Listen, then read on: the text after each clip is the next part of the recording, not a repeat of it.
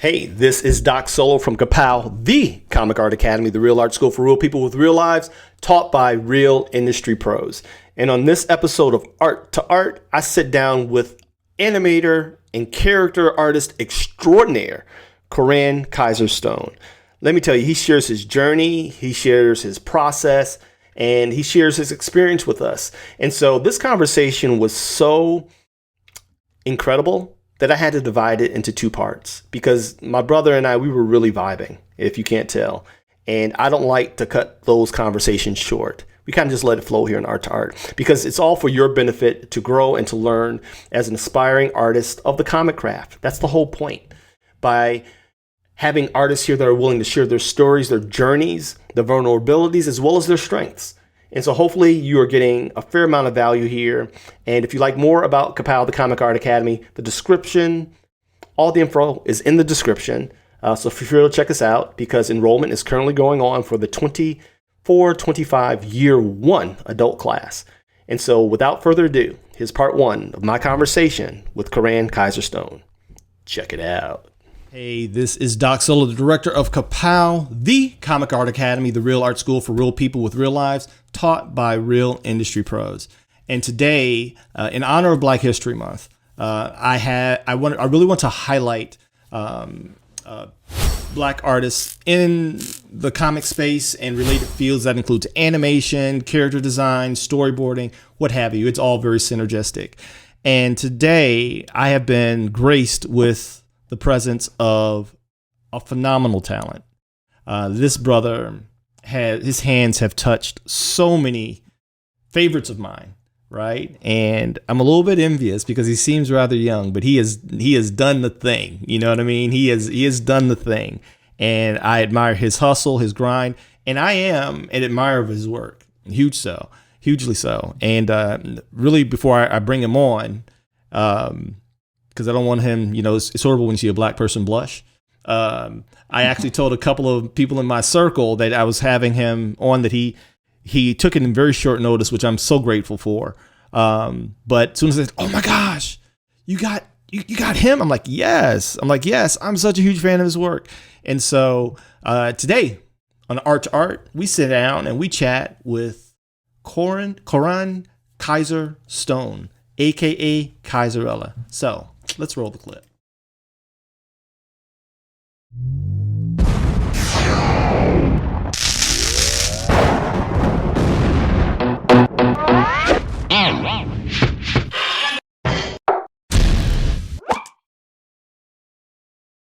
Hello, Mr. Stone. Thank you so much for, short notice. But you are a player. You a soldier, man. Thanks for popping in and hanging out with us today, man. It is such an honor to have you here on Art2Art.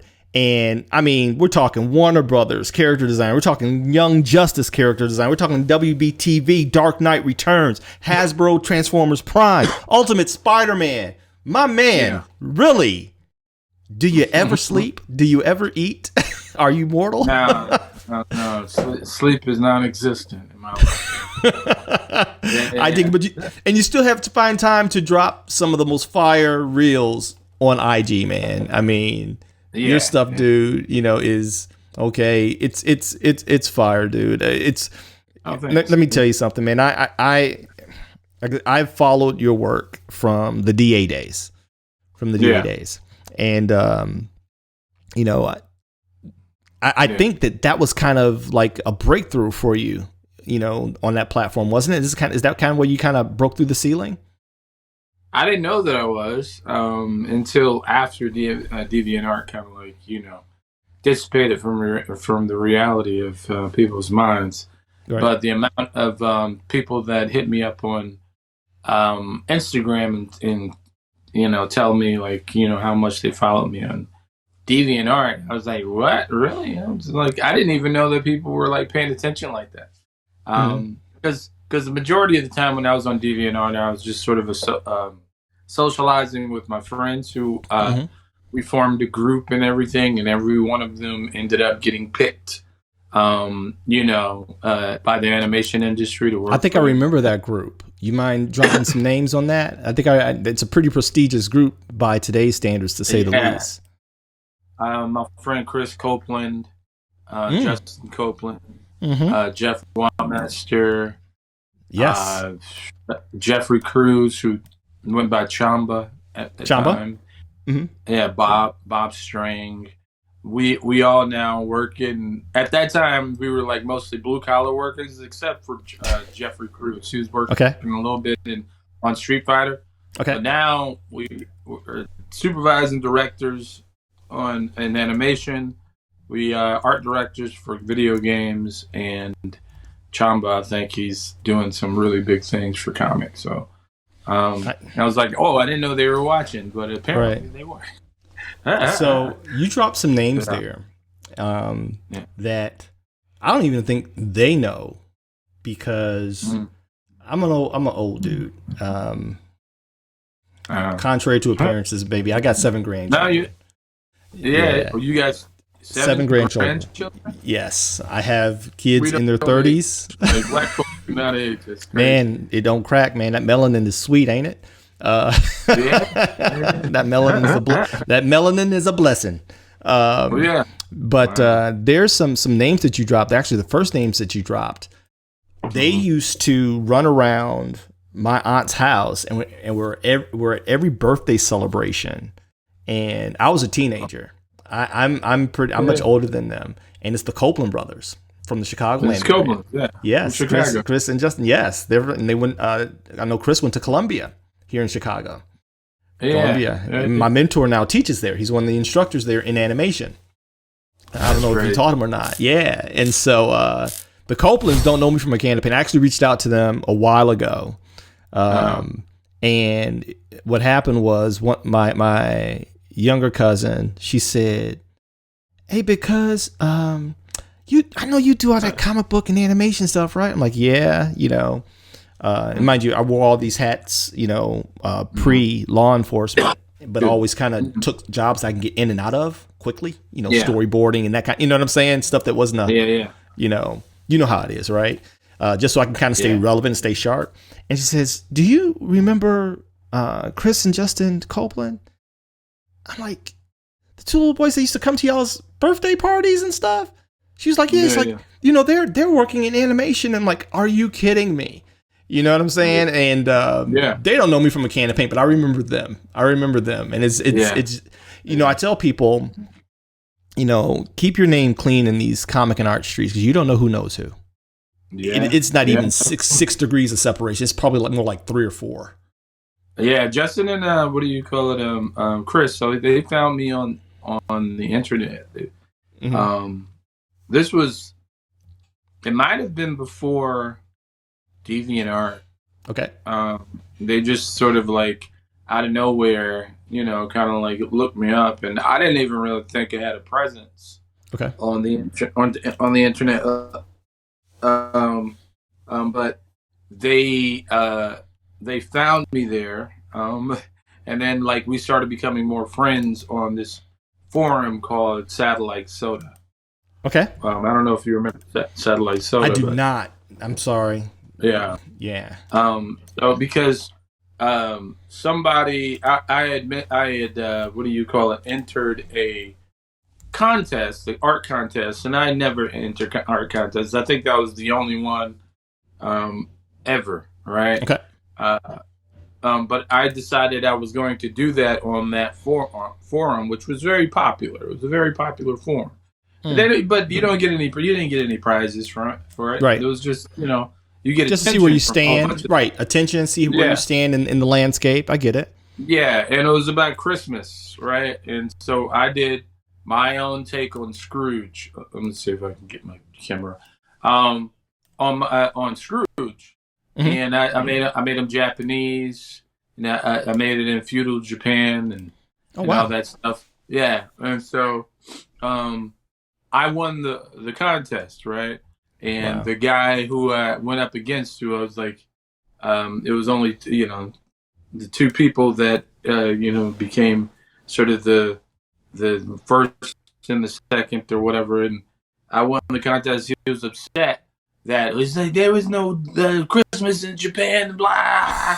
He was so upset, you know. And I was like, I know that, but you know, this is cartoons and comics, and I just sort of what if because I had always done that, and when I drawn anything, I say, what if there was Christmas, Right. you know, and so Chris, he was so upset that the guys said that. This is the first time I had ever really sort of had any sort of interaction with Chris online. He defended me. He had created, it was like an essay long sort of like defense of. Okay, of, you know, he's like, don't come at my boy. Yeah, and that was my introduction to Chris Copeland. I was like, oh wow, that's pretty cool. That speaks to his character, man. And that speaks to his character. Really cool guy, very very spiritual, very religious. Yes, I know that. I know that. I reached out, but I understand in these internet streets, if people don't know you, they can be a little hesitant to really connect. But you know, if you holler at a man, tell him you talked to this old cat that's from Chicago that remembers you and him and his brother. His snotty nose rugrats running around because now the producers and directors and you know very talented man. Chris is like one of my favorite artists in animation. Like I'm talking about just draftsman, right? And then Justin, he's just an exceptional director. I think he went to school for film or something like that. Okay. I'm not exactly sure. Yeah. That's amazing, man. I love to see it, not only people of our culture rise to the top of their professions, but also to see like I said, this is part of them since they were little, from what I remember, and they stuck with it. We tell our students that it's a marathon, really. A lot of the cons and stuff that I do. It breaks my heart when I hear it, that people say, I used to draw when, and they can never really give you an answer as why they stopped, and we know that it's life, right? We know that, you hit a certain place, a crossroads where, the kiddie stuff kind of gets put to the back burner and real life and responsibility starts to overshadow that. But I think that we lose a part of ourselves when we allow that to happen. I always have told my kids, you really, at all costs, try to stay connected to that little 12-year-old inside. Exactly.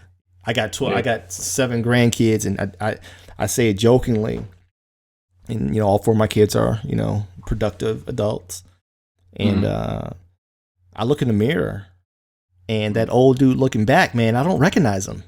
Because, when I'm in my happy space and when I have a vast animation collection, okay? Yeah. I still buy the hard copies because I don't trust digital download. I want to own, And so, I still do Saturday morning cartoons, man. I just make them here at home, and my grandkids sit down and we grab our cereal, our Apple Jacks and, Fruit Loops. Yeah.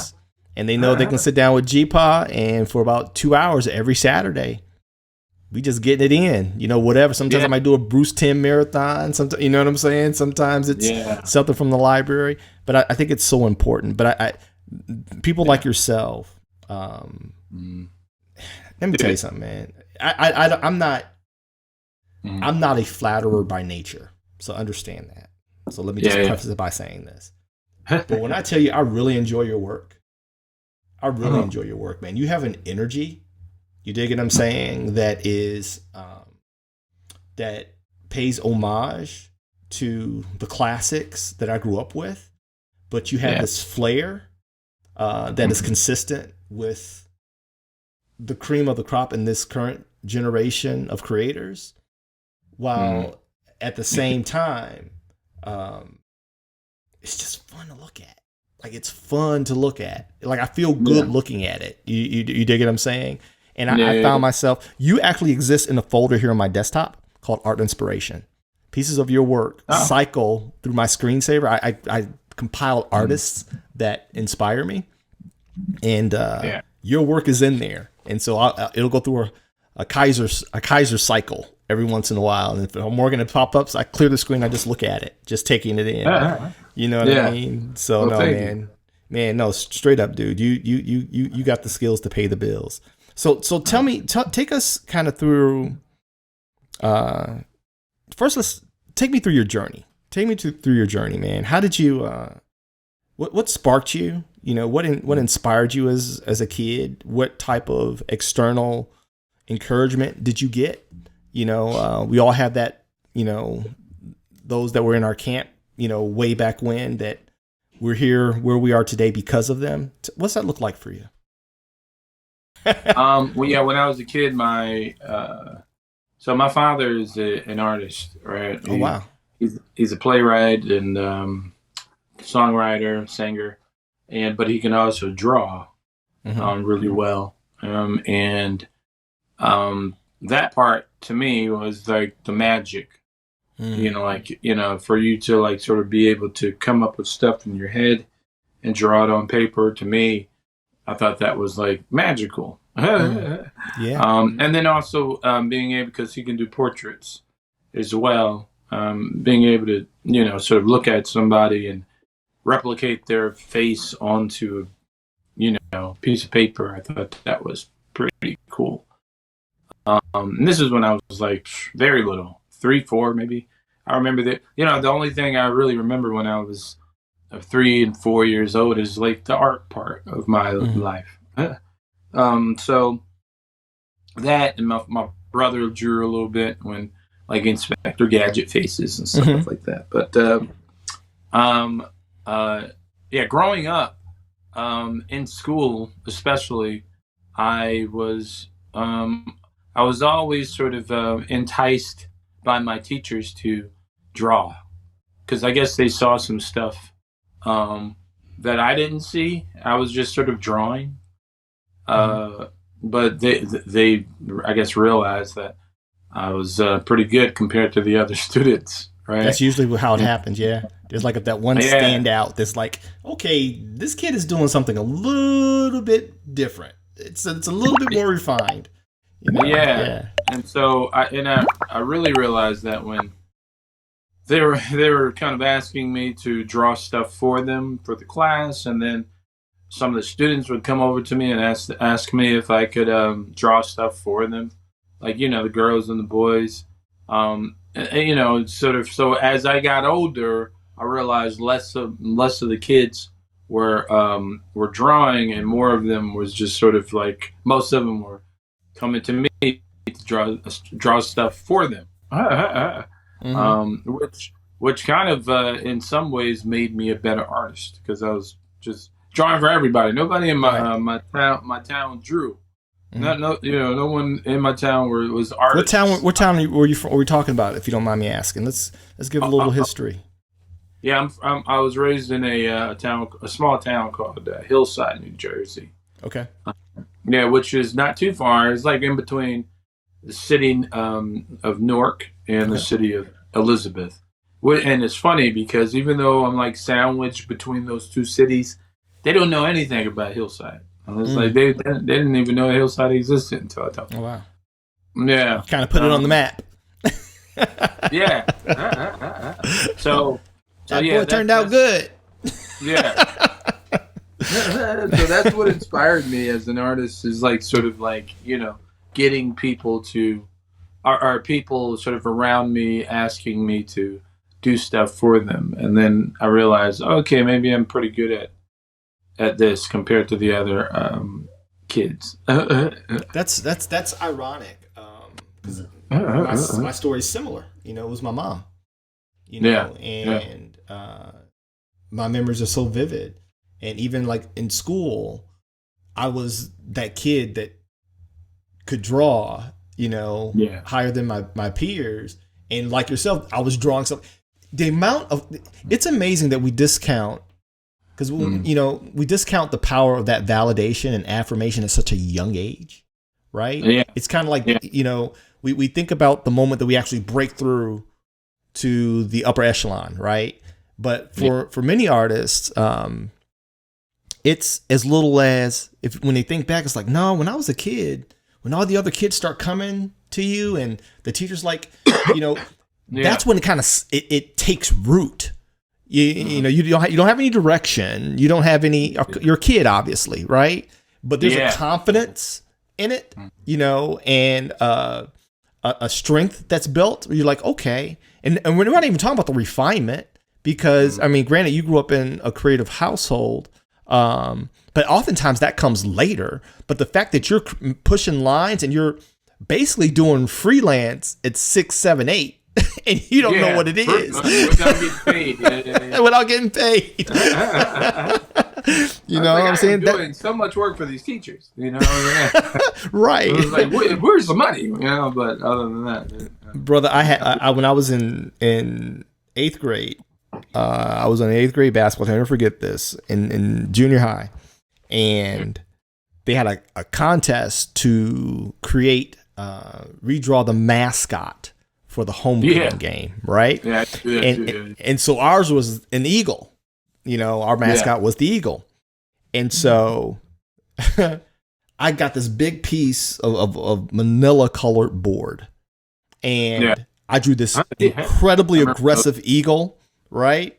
And and it was clutching the basketball, and it was about 2.5, maybe 3 feet long. And the contest came. I didn't win. And everybody just knew I was going to win, right? I'm like, the girl who won, her people were on the board of education. But here's the funny thing. Not only did she win, they kept my artwork and they hung it in the principal's office. My mom was like, no. Black mamas, they're like, nope. Give me my baby back. He wasn't good enough to win. Don't. And they didn't put hers on display, right? Mine's hanging up. They framed it and put it in the principal's office, man. You know what I mean? But it's those small wins along the way that help, define who we're going to be. My teachers, they, oh man, the amount of work that they had me do. But banners, for school. School paper. Like almost. Yeah, cartoons. So one year, long ass paper. It was like, wow, it's like I am never going to get done with this. Which, in some ways, it made me a faster artist doing that type of stuff for my these big pictures from my teachers back in the day. But one year when I was in first or second, I think it was the first grade. I decided I was going to draw a caricature of every person in class, including the teacher. Some of the kids were a little overweight, so they didn't like, I had them as big and in the hand of another person who's the smallest kid in class or whatever. Now he wasn't in the hand. The smallest kid in class was in the hand of the biggest guy. But I did that, and because that was so, I guess, my whole school became aware of that. They asked me to do that until I was about in 9th grade or something. Really? Every single year. So I was like, oh my gosh. So you kind of drew yourself into a corner? Yeah. Like, I don't really want to do this. I mean... But how did I end up here? Yeah, I was like, I never said no to any of this stuff, so right. I guess I do it. And it was mostly my teachers that were asking. You need to go back and bill them your hourly rate now for all that free work. Yeah, yes, come on, it's the economy. Invoice them. Huh? But, I love it, man. I absolutely love it. It's the journey, man. One of the purposes here on Art2Art, the reason I'm doing these, granted, the YouTube is an infant, but I wanted to. My students are, and people in general, we are captivated by other people's stories. At least we should be, if we're paying attention. And one of my goals with the Art2Art conversations is so that people can see, we started somewhere. Your favorite artist, he's human. He's accessible. You know what I'm saying? They have a journey. They have stories to tell, and hopefully encourage and inspire others that you can get there too, and hopefully they can grab some nuggets from hearing your experience that they can connect themselves with. It's like, wait a second, okay, I'm not that far off track, or I just need to pivot here. You mentioned your father and his influence on you. Were you kind of like always hovering and always kind of haunting to see what he was doing, or daddy, look at this? Like I get that from my grandchildren all the time. Yeah. Yeah, I totally did that. My father was very sort of, because, I mean, my father originally is from the South, but he's been in the Northeast since he was a very little kid. And so that bluntness that you acquire, as a Northeasterner, he definitely acquired. And so mixed with that Southern charm, and you don't quite know how to. No, he didn't approach have any of this. Like, hey, son, how are you? No, he didn't have any of that. It was more of like, so when I was a kid, and I would show him like, hey, daddy, look, I drew a horse, and he said, that looks like a dog, son. Let's go ahead and get rid of that. And right. And then okay, so I drew a dog. Now that looks like a horse. That looks like a stallion. Let's not. Right. Let's not draw like that. Go back. Do it again. Let's just do it again. And just rip it up for me. Just put it in the garbage. Where was mom during this time? Where was mom during this time? My wife, when my granddaughter was doing these stuff, and I'm that way. That's how we are here in Chicago. Yeah. We're kind of blunt, and my law enforcement background did not help me any in that category. And so when my grandkids come, she's like, why you got to talk to her like that? What do you mean? I'm like, well, she's trying, she wants to get better, right? But yeah, I mean, like, because of that, it didn't hurt my feelings or anything. It was more of like, I'm going to try and impress my father until he's like, it looks like what I have in mind. And then, and then also I want to get like some compliments for it, like later on. It was like a prize, right? It was a reward there, right? Yeah, it was like a reward. It was like because I was playing a lot of video games at that time as well. I was like, that was also because I'm sure if he's from that old school, we had no crystal ball to know that video games would be as profitable and monetizable as they are today. Back then, it was a waste of time. And so not now. Like, kid, you better play that video game. You better get on Fortnite. I came up with because I'm old, but the Super Marios and the Mega Mans and the Metroids and all that stuff, right? And so there was prizes at the end that you could receive sometimes. And it was like, I've always wanted, it was like to work as hard as I possibly could so that my father would give me a little bit of a prize, just by saying that looks good, son. Right. That was but no, I definitely hovered around my father because everything he was doing to me was astounding. Right. Because it was also a master class, right? You're also like, you have this backstage pass. When I think about stuff like that, it's like you grew up in mentorship in what would ultimately be your career.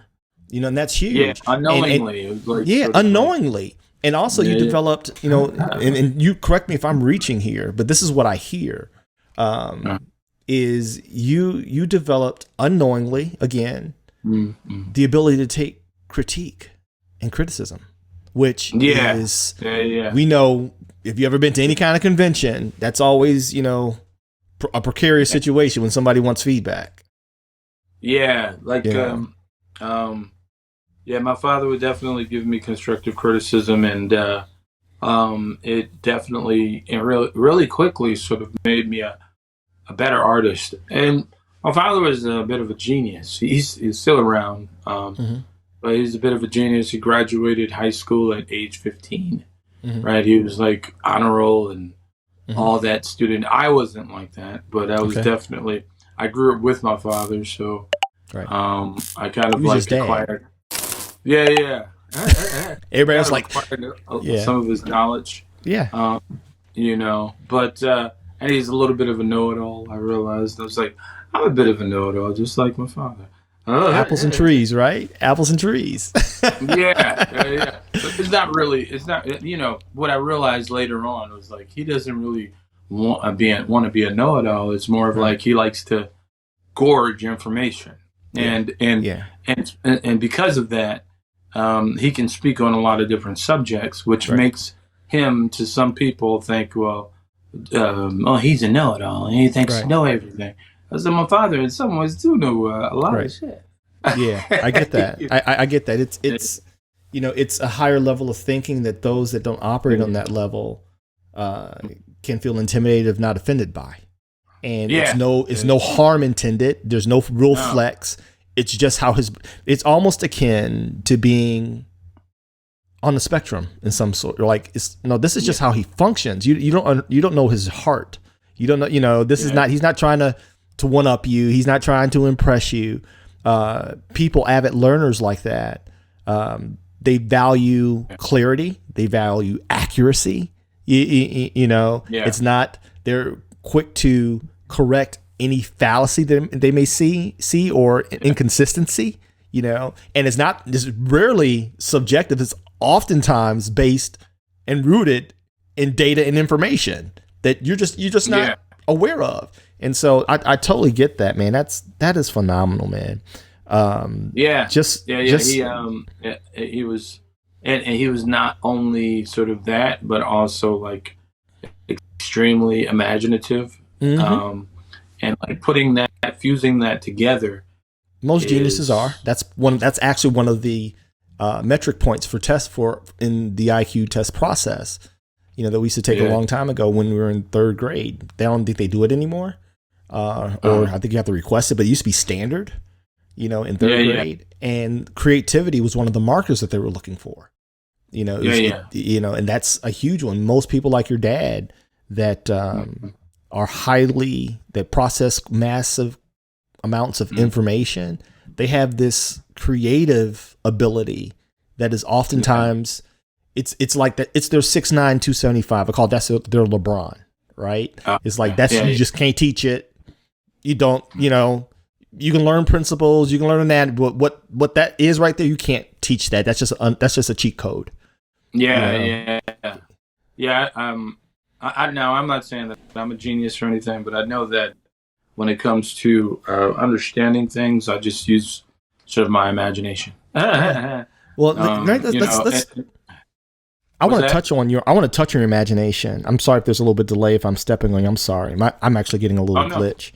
I want to touch on your imagination. Let's segue there. You have this man, you are a creative DJ, man. You do this mixing of characters and ideas. I'm like, it's like the ones and twos, bro. I'm like, the stuff that you come up with, you know, like when you did your fast food heroes and your what's the ones you did with the gaming consoles with PlayStation, Xbox. Yeah. Where does that? I would argue that's genius to me. Okay, that is genius to me. If I'm being quite honest. How do you get there? Where do you get? Where does that come from, man? I don't know. It's just more of like sort of random throwing up, you know, information out of my head. Or it's like, okay, I like McDonald's. I like Ronald McDonald. What if Ronald McDonald was kind of cool in the way he dressed? Right. And because I do that, I usually add a little bit of a story to it.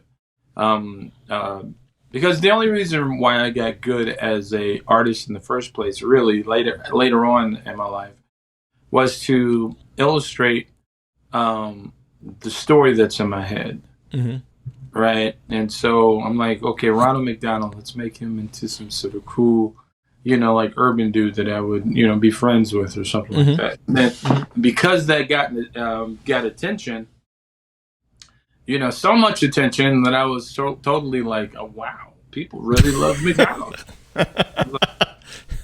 It's like, I sounded like Christopher. Wow, I can't believe this. It's crazy. But then I decided I was going to do, just let's do the rest of the fast food characters, the franchise. And the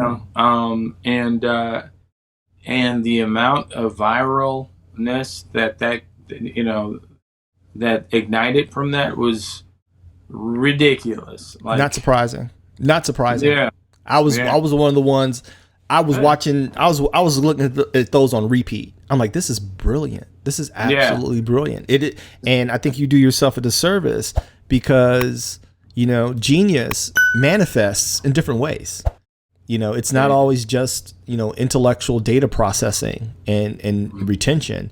It's the ability to innovate, right? To curate, right? To ideate. I actually am doing a video on the myth that is creativity.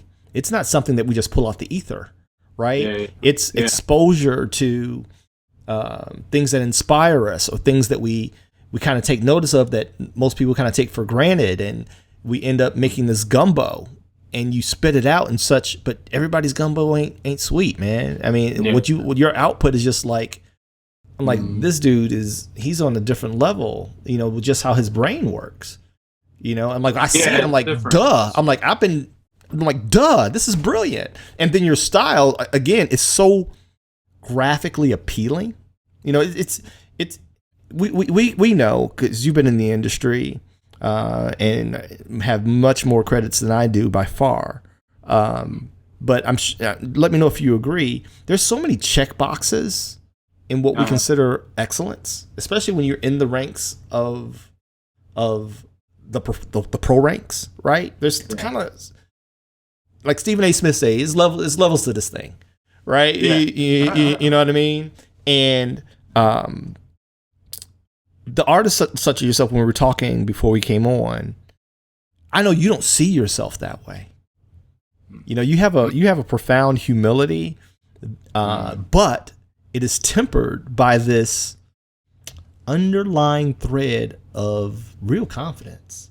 It's like, no, I'm hard on myself, but I'm true to this thing. Don't get it twisted. But it's impressive, man. Talk on that a little bit. Yeah, I'm just a big art fan. I love art, period, and I've done all different types of like art. Since I was a kid, whether it was graphic design or posters for businesses or illustration or, and then animation. And I've always applied my creativity, I guess, to all of these things. And so, working and doing illustration, it just never sort of ended. I've always sort of done this stuff, man, and come up with stories for every piece of art that I've done, whether it's fast food characters or, like I said, video game characters, or Popeye and Thanos, or it's like and fortunately, people noticed.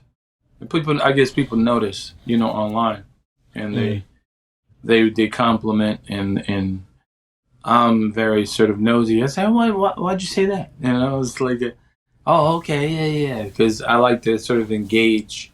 That's the one thing that more artists should do, especially those who have some popularity online. Don't just, now I can't engage with everyone, right? But don't just sort of like get the compliments and then go away, right? I like to sort of like, just ask questions on why they felt this way. And just have a conversation sometimes with these people online. I may not ever get to meet them, but they took the time to see your work, like it, and compliment. by commenting, and so I'm like, oh, okay, let's get into a little conversation. I created this little clan online called the Kaiser Clan. I even got a Discord and all that stuff because I want to, go back and forth with some of these people on. I dig it. On the internet. I dig it. You're profoundly impressive. You just legitimately earned a fan, and let me tell you what I mean by that. I appreciate craftsmanship. I don't do fandom typically. Because fandom comes from the word fanatic. And when we're fanatical about anything, we kind of turn off our critical thinking and our higher functioning, and we kind of rock with whatever they put in front of us. And I think that's potentially dangerous, right? So I am usually largely more of an appreciator and an admirer. I don't reach the point of fandom until a person shows me profound character. I'm a fan of character. You know what I mean? And you have a lot of character, man. You just earned a fan today. Seriously. Oh, thanks, dude. Absolutely. I actually there was to kind of give you some context. It was C2E2 a few years ago. I've never been there. I want to go. You should come, man. I didn't go the last couple of years. I'm kind of trying to experience other cons because I hadn't been a part of the con circuit for so long. But it's the hometown show. It's a show. But it was a few years ago when probably I think the year before I opened the school, and I was teaching at the International School of Comics at the time, and I was meeting some of my friends. I'm not behind the table. I'm just attending, and a Marvel exclusive artist. I was introduced to him by one of my guys, and I patronized him. I said, "Man, I love your work," and he said, "Oh, great. Do you want me to sign it?" Sometimes I'm on the spectrum, and things kind of come out before I think about how they're going to hit, right? And I said, "Oh no, I'm not a fan of your work." And he did that. What you just did, he did that because there were people around, right? And I'm like, "Oh, I'm not a fan of your work in particular." I said, "I'm a fan of you." I said, "How I see you interact with your audience on YouTube and on Instagram, how gracious and kind you are, and how sincere you are in your interactions." I said, aesthetically, I'm not a fan of your work. I said, "I appreciate what you do." I said, "But the man that you are," I said, "I'm a fan of you, dude." I said, "Understand that." And he kind of breathed after that. You know what I mean? He was like, "No, I'm," and so I have to qualify, but I know everybody's not wired that way. Because I'm telling you, fandom, man, it can be beneficial, but as we both know, it can be a lot. It can be toxic, especially in these internet streets. But you, man, you are an exceptional artist, and you're an exceptional guy. So you mentioned you follow a lot of artists. What were your creative influences? Give me your Mount Rushmore if you can. Well, growing and up, add a hit if you have to. You can add a hit or two if you have to. Okay. Let's see. When I was growing up, I loved anything Renaissance art. I was like one of those weird kids that was like, loved Michelangelo, loved Caravaggio back in the day. I loved, of course, Leonardo DiCaprio. Leonardo da Vinci. He was cool too. He's cool too. But and then also Norman Rockwell later on, as I was, oh my gosh, because Norman Rockwell to me he was good at realism, but he was also good at sort of exaggerating the human form, which to me is what Michelangelo did with his sculpting, and the Sistine Chapel was just sort of like, I remember human beings, I'm going to draw them all and paint them all over the Sistine Chapel. So yeah, I mean, like, that's what I was growing up studying. Those are really classic artists, and some contemporary artists, and like, but I also loved like pop art, like Andy Warhol and all that stuff growing up, which none of my friends liked. Jackson Pollock, stuff like that. Salvador Dali. I was just sort of in it all, man. I loved all of it as an artist. You know, I felt some of this stuff was very interesting. And then when I was about 10, 11, that's when I was introduced to Marvel, DC Comics. You know, and I was like, wow. It's like, oh my gosh. You know, because there was pretty much all the exaggeration that I was into, you know, before that. And the exaggerating the human form, like the anatomical structure of humans, and making like them into like cool superheroes, you know. Now I've seen that in animation and all that, but not like these books that I could pick up and I was like, what the? So X-Men with Jim Lee and Tom McFarlane especially, of course, and then I loved Rob Liefeld even, you know, back in those days, and you know, all the very popular comic book artists back in the early '90s, and of course Mark Silvestri, all that, and then some of the DC comic artists, but not as much as, of course, Marvel. And then when they went over to Image, I was like, wow, they were just kind of doing their thing. Then Joe Mad came around. I was like, whoa. What is this? Yeah. I'm like, wow, okay. He's injecting a little, because back in 88 or 89 or whatever, that's when I was, I just started knowing what anime was, you know, Japanese animation. And in the beginning, Joe Mad wasn't really sort of incorporating anime into his stuff. It felt more like a combination of a few styles, including Arthur Adams, who Arthur Adams is just like a god to me back in the day. Yeah. He's God tier. I felt like Joe Mad was, yeah. I was like, anything Arthur Adams. Little G. Yeah. Yep. So I felt like Joe Mad was incorporating some of that into his artwork. And then he started fusing some anime in there. And I was like, oh my God. You know? Yeah. And so Joe Mad and, you know, a lot of the other artists that came. I love Karen Grant. I thought Karen Grant was awesome. Yeah. And then he became one of my friends, you know, later on in life. Man. So yeah, that was my inspirations growing up, you know. Oh, that's what's up, man. I used to he probably wouldn't remember me, but he wouldn't know me by name. But when back in the Wizard World days, when I was really just cutting my teeth into the inner workings of the industry, I met Kieran at Wizard World Chicago, and every year that he would come, he would be like, "Hey, what's up, man?" You know, and I knew he didn't remember my name, but we would chat. You dig what I'm saying? Really, really good dude, man. You really, might want to edit this out, but I have to plug up my iPad because it's on 7. Oh, that's fine. Do your thing, man. Do your thing. Yeah. Hold on. All right. But yeah, I'm not exactly sure where I was, but no, you were talking about your some of your influences and some of your your contacts and Kieran Grant, and I was just sharing with you that I can attest to the man that I knew Kieran to be. I haven't seen him in quite some time, but amazing talent. Yeah.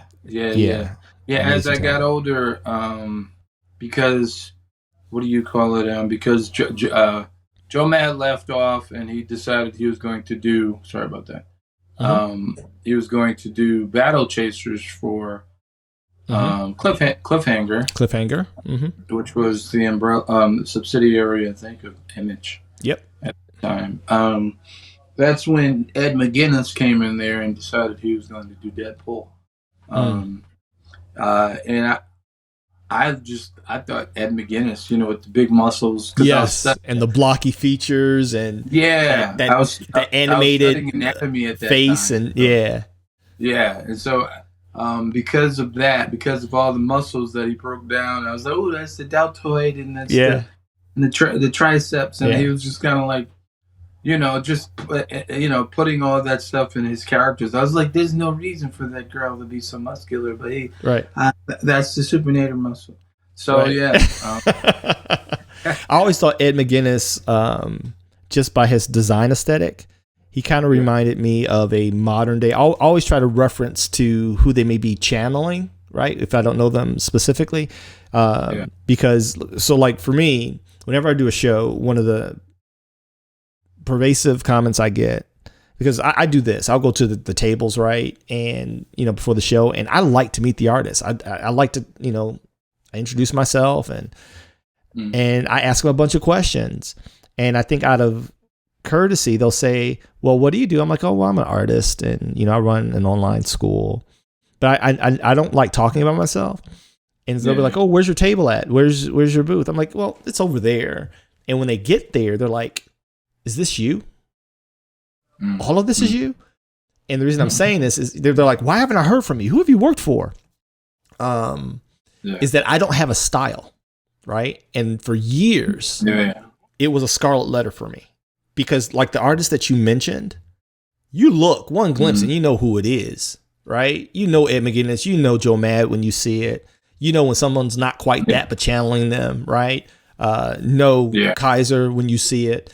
I've never had that. And what I equated it to, when I tell you I beat myself up for a long time, is because I never fully jumped into the profession. It's like by the time my skills leveled up, I'm, to the place where, well, not when I got my first offer. When I got my first offer, I was 2 years into law enforcement, but I was already making more money than most comic book artists as a cop. And I had a wife and 4 kids. You know what I mean? I'm like, I can't afford to do this. I got overhead, I got mortgage and I was already that at 24, right? Okay.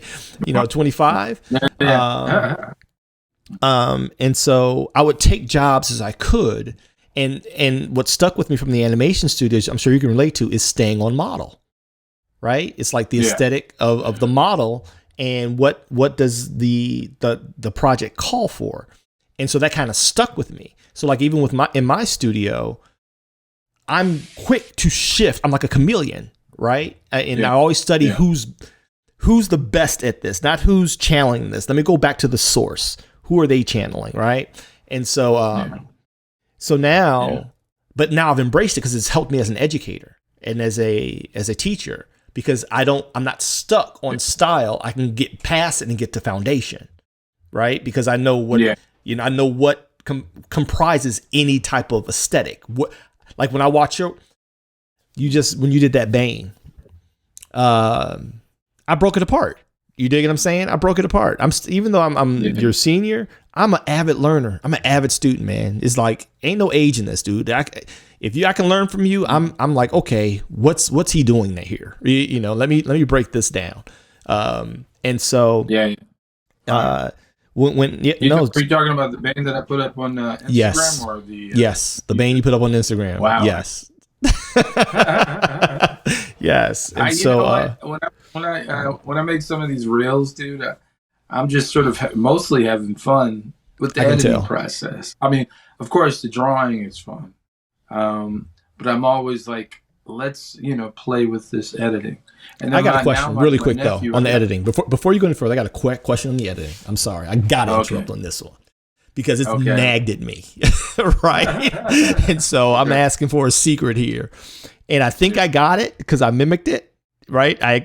I'm again a self learner. Yeah. I'm like, this dude is not Kim Jong-gi in this. When you at the angle that you draw when you start your strokes. I'm like, is there an underlying sketch that's got the opacity turned down that we just can't see because of the editing? The majority of those drawings are just sort of me just drawing. Don't tell me that, dude. That's like heart-wrenching. That much ability. But I'm like, there's got to be and I don't see it. I'm like, I don't know if you got a filter on. I'm like, I can't see the underdrawing, and he's laying down these strokes. Yeah. Now, when it comes to like stuff that I've never drawn before, which is usually what I stay away from on the internet. I mean, on Instagram. All right. Then I'll use some reference or whatever. But Right. if I don't have a photographic memory, but I do. I have watched a lot of cartoons, a lot of anime, a lot of collected a lot of comic books. So I kind of like automatically know. Oh, it's in there. Yeah, If you watch that, our brain never forgets what's in front of it. We may not be able to recall it consciously, and that's what we teach our students. Get it in front of your eyes. I tell my when I was in the squad car. Yeah, I'm working 6 nights a week in the city of Chicago, and everything that entails in the hood. I never had my career was a lot, but I still wanted to be an artist. And so when other cops would bring an entire briefcase full of extra reports, pens, stuff that we needed for the street, like the street office. Yeah. Guess what was in mine? My favorite comic book artists in a sketch pad, right? And so if we only had 5 minutes between a call, seriously, I was pulling out. Like Stuart Eminem is on Mount Rushmore, right? Carlos Pacheco is on Mount Rushmore. Oh, wow. You dig what I'm saying? I was even though I'm a product of the '90s, I never really subscribed to the '90s aesthetic by and large. Yeah. I was channeling. I was kind of like you. I was studying European artists, and they were like they didn't over render, but they focused on storytelling and cinematography, and composition. Mm-hmm. And so my thing is, I would just literally get it in front of my eyes. I'm like, let me get this in front of my eyes, because I know I'm not going to have time to really break it apart. And now when I'm at my table, or I'm at the show, or I'm doing a demo or whatever, I'm just pulling on a well. You can't pull from a dry well. All right. So that concludes part 1. Again, unfortunately I wasn't able to get it within Black History Month, but it's relevant nonetheless. And we will continue with part 2 on the next installment of Art2Art. We finish our conversation with the incredible CORAN KIZER STONE. This brother has blown up social media with his incredible renderings of re-envisioned and reimagined characters, from fast food to video games, to just showing his love affair for all things animation and comics. And his joy just seeps through every stroke that he puts down. And so check us out on the next installment of Art2Art. Until then, if you'd like more information about Ka-Pow, the Comic Art Academy, and you'd like to apply to enroll, the link is in the description. We're currently enrolling for our 24-25 year 1 class, as well as rolling out some new educational options from those who would like to learn from industry pros virtually in real time. And so, and we're also launching new kids classes as I get ready to prepare to launch Ka-Pow Kid Zone here on YouTube. We're going to be offering classes for ages 10 through 13 and 14 through 17 for aspiring young artists in the comic craft. And so we want to have something for everybody. So if you're an adult currently and you're looking to learn how to tell your stories in a very skillful way, and you want to be personal and intimate and get mentorship straight from the horse's mouth, check us out at Ka-Pow. And that's all for today. See you soon on the next episode of Art2Art. I am Doc Solo, the director of Ka-Pow, the Comic Art Academy, the real art school for real people with real lives, taught by real pros. See you around. Peace out. Ka-Pow.